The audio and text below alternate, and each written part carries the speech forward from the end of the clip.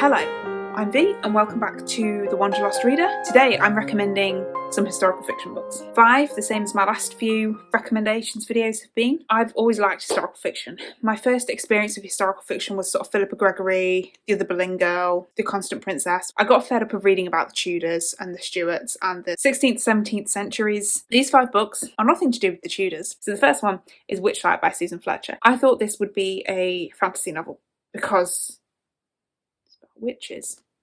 It's set in 1692 and it's about a wild young girl living in the mountains of Scotland, and she's been imprisoned as a witch. So she's telling her story to a guy called Charles Leslie, who is an Irishman, and she says she will tell him her story if he will tell her story, because she's going to be executed for being a witch. Now, she's not actually a witch, as in, it's not a fantasy story. There's no magic in this. There's no supernatural elements to it. There is just the story of a girl who, and her mother, because her mother was accused of being a witch and was executed for being a witch. And it's about the way women were treated at the end of the 17th into the 18th century and the witch hunts. And she witnessed the massacre of Glencoe, which I knew nothing about. A clan of Scottish people were essentially wiped out. I'm not 100% convinced if this is based on a true story, but the massacre of Glencoe is true, but I don't know whether Correg existed. I feel like she did. I feel like there's a legend. I've seen some people who went into this the same as me, thinking it was fantasy, and were really disappointed because it's not. It is historical fiction. But I wasn't. The writing in this is so lyrical. It is beautiful, and it's told in first person, obviously, because she's telling her story to this guy while she's in prison. And it's so sad, and it's cold, and it's beautiful. It is just beautifully sad. There's a theme with me liking beautifully sad books, but it covers an event in history that I knew nothing about, and a period in history I don't know a tremendous amount about, because, and again, Scottish history, not really taught in school, because it's all about England and apparently how great England is, which, debatable point. This is just that bit different historical fiction. It is historical fiction. It is not fantasy. Really not fantasy. But it's about real witchcraft. It's about the real women who were accused of witchcraft, who didn't even necessarily think of themselves as witches, but were perceived as witches in the eyes of those around them because they didn't conform.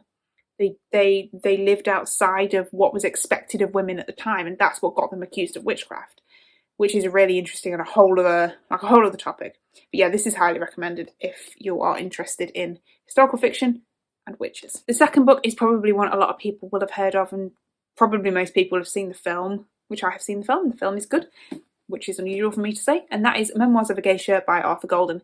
And I do believe this has attracted some controversy as well. This was my first introduction to Japanese culture, really. I first read this when I was not that old, actually. In my teens. It's about a young girl who becomes a geisha, and a geisha is not a prostitute, but almost like an escort.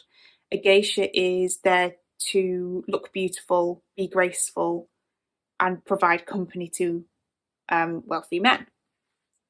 And she is trained to do this. She is trained to become almost like a living doll. That's kind of the way I remember thinking about it. It's based on a true story.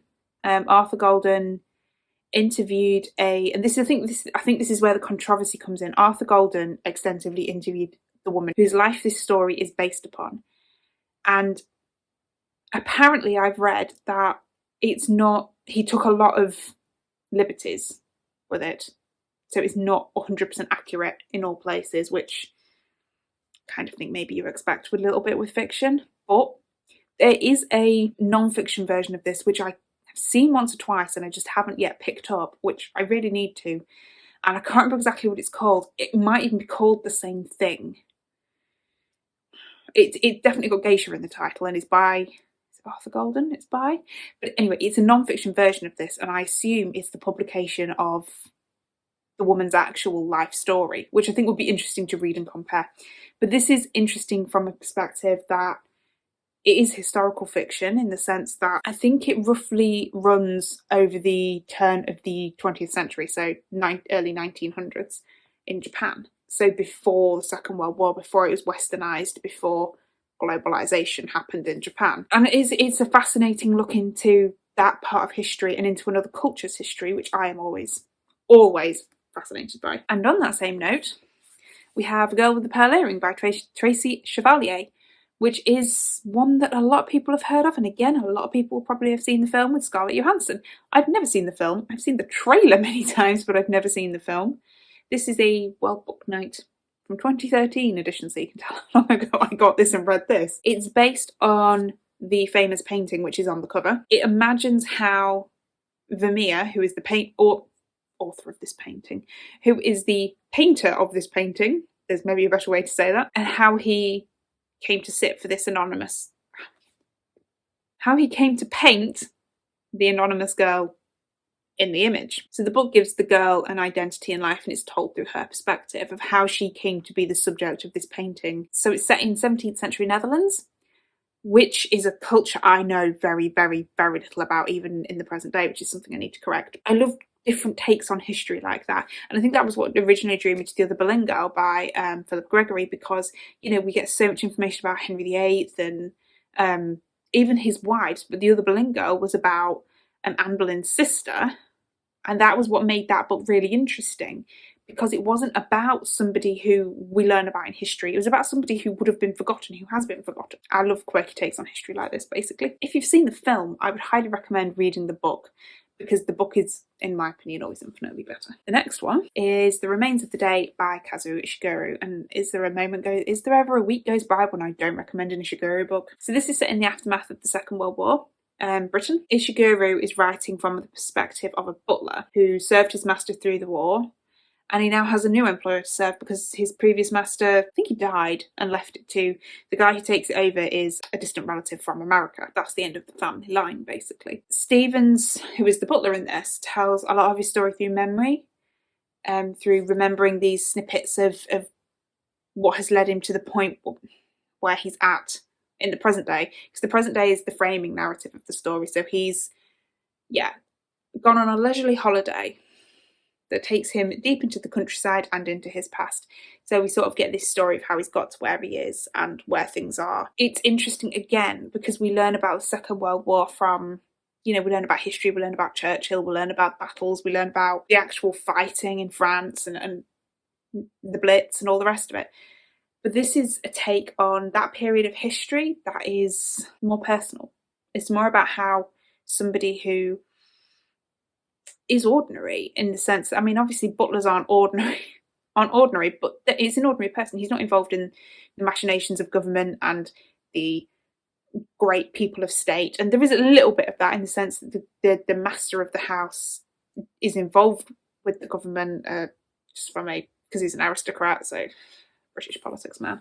It's a bit depressing. But it's really about people. It's about how people carried on during the war. And I absolutely love the voice in this, because if there's one thing Ishiguro does really, really, really well, is mastering a voice. And his voice in this is so completely different to Never Let Me Go.